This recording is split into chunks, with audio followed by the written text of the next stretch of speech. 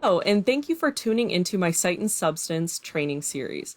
As you may already know, the purpose of this training series is to help you anticipate and solve for issues that you may run into as you are sight and substance checking other law reviews and journal articles before publication.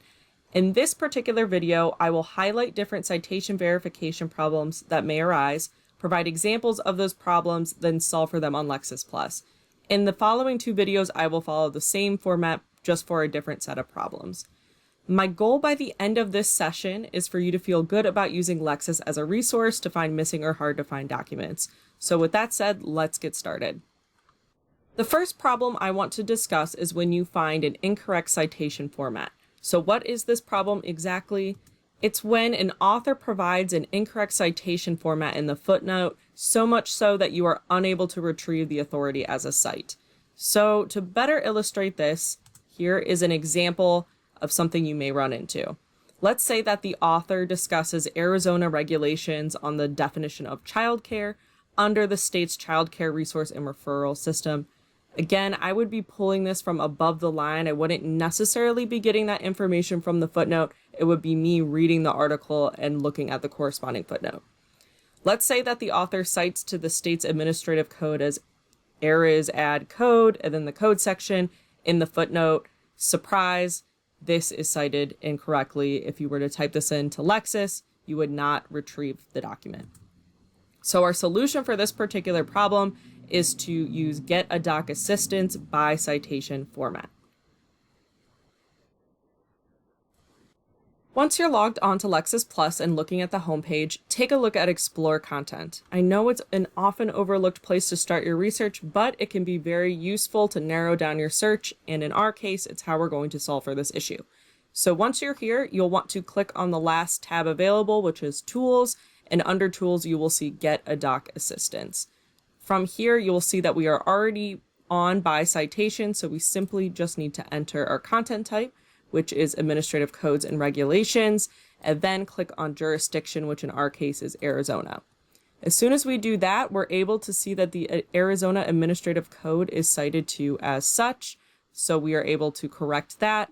We'll click on this, and from here we can pull our document. Since the R is already provided for us, we can simply enter the rest of the citation, which is 65-5001, and click Get Document, and it will take us right to that source. While we're here, there's one other thing I'd like to point out, and that is blue booking. To cite to this particular source, we could scroll down and highlight the childcare section. And when we do that, we will get a few options of what we can do with the text. To pull the Blue Book citation, you'll want to click on Copy Advanced, and then a dialog box will pull up. You'll want to click on the format you're interested in, which is going to be standard Blue Book format. Click Apply, and if it automatically defaults to copy citation as a hyperlink, you'll want to unclick that. Decide if you'd like to keep how current this code is in Lexis, which looks like this. If you don't need that, then you can uncheck it, and then you can pull that citation right from Lexis.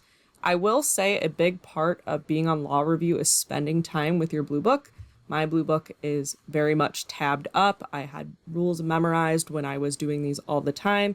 So while Lexis can pull the citation for you, it gets you about 85% there. You still need to look in the Blue Book to make sure that it's cited to properly. Any supra, infra rules that may apply, you will need to make sure that you can cite to it the way that you're pulling it from Lexis. So just keep this in mind. You still will have to do the work with the Blue Book. The next problem I want to discuss is when you have an incorrect citation format like we did before, and this time you have incorrect numbers as well. So what am I talking about exactly? It's when an author provides an incorrect citation format and incorrect citation numbers so that you cannot retrieve the authority. So we'll stay with our same example. It's the author talking about Arizona regulations on the definition of childcare under the childcare resource and referral system. We know that the author references Article 50 and that the author cites to regulation as ARIS add code, which we know is wrong. and makes a typo, puts that 5 before the dash. So how do we solve for this? We will search using terms from the author's text, again above the line text, and pre-filter by content category and jurisdiction to narrow down our results. So to solve for this issue, like I said, we will use a key term search.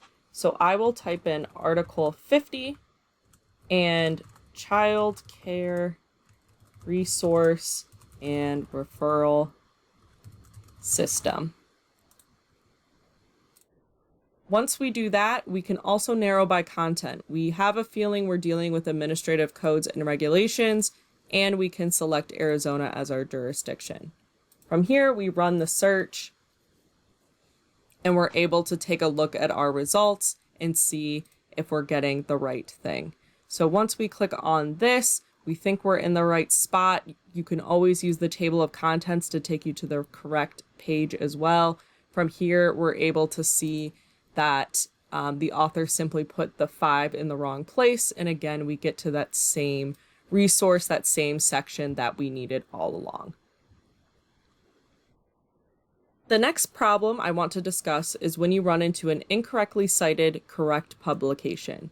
So what exactly is this problem? It's when an author incorrectly cites the correct publication and uses the incorrect abbreviation and volume number of that publication.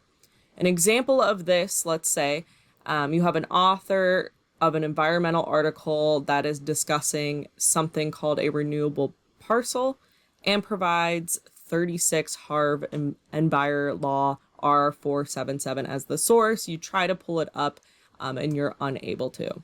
So the way we solve for this is to use the sources link to find the correct publication, run a keyword search to retrieve that article in question, and ascertain the correct volume and page number once we find that correct source. Again, on Lexis, we will use the Explore content to solve for this. So once you are on the front page again and you're looking at Explore content, you'll want to click on the Sources tab here. This is going to show you all the sources you have on your account. So what you'll want to do is search for sources. We can tell that it's a Harvard Environmental Law Journal publication, so we do have some clues to help us. So I'll start by typing in Harvard and we'll get a few results. In this case, the Environmental Law Journal does not pop up, but this is not an exhaustive list of everything Harvard related we have and everything that Harvard publishes. So we will want to click search and get to all of our results. Here we have 40 results. As you can see right from the beginning, there are a few publications that aren't published by Harvard that are popping up, and that's just because they cite to Harvard in the text. But you'll see some other Harvard publications here. And from here, we can simply review the titles and we will be able to find the particular journal that we are interested in. And in our case, it's the Harvard Environmental Law Review. Once we click on this, we will get to an advanced search page just for this particular source. And we will want to search for that particular term that our author is talking about. So I will put in quotes, renewable parcel, and run the search within the Harvard Environmental Law Review. Once I do that, I'll be able to comb through my results. In this case, I only have one, and I can quickly use my search term map to determine if yes, this is actually the article my author was trying to cite. You can, of course, click into it if you need to as well, but you are able to pull the correct citation right from here as well. This next problem, I build upon the problem we just went over. We have a known publisher, but an unknown journal.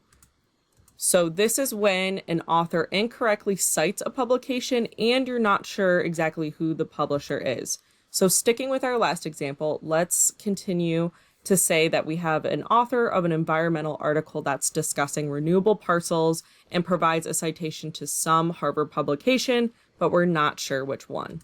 So to solve for this, we're going to go to sources and add publications with a given publisher to the search and search everything at once. Similar to what we did for the last problem, we're going to use Explore Content and Sources again. So once you click into the Sources button, you will again type in Harvard because we know that our author intended to cite to something published by Harvard. And instead of finding our journal like we did in this list before, we can simply click the add all these as search filters up in the right-hand corner. If I click off this, you'll be able to see that every single one of the 40 publications listed below are now in my filter. So I will use this search bar and again, type in renewable parcel and run my search in all 40 publications. Once I do that, it defaulted me to news for some reason. But if I go to secondary materials, which is where I want to look, I can see that same article we found again and again, get the journal and get that correct citation that I need. The last problem I want to discuss with this particular example in mind is when you have no known site or publisher. So this is when an author intended to cite some kind of law review or journal article, but failed to provide any type of citation or publisher. So let's say all we know is that our author intended to cite a law review journal article about renewable parcels. How do we solve for this? We will search for key terms from the article, and by law review and journal, we'll use our search within results if necessary. So for this version of the problem, once you're on Lexis, you will go ahead and use the search bar. So we will type in renewable parcel and filter to law reviews and journals. But first we'll need to go into secondary materials and then click into law reviews and journals. Again, we don't know a jurisdiction, we don't know the publication, so we really can't filter down any more than that. This particular search is so niche that only 3 articles popped up, so we could easily use our search terms to determine which article it is, and it's this first one here. However, if you needed to use your search within results because you have so many results, you could easily do that by finding important text from the above the line article to narrow down your results. And that's a wrap on the issues that I predict you may run into as you're completing your footnoting assignments. If you have any questions at all, please feel free to reach out to me. You will also have full access to this video year-round, so certainly feel free to go back to the video to the particular question or problem that you've ran into. I hope this was helpful, and thank you so much again for tuning in.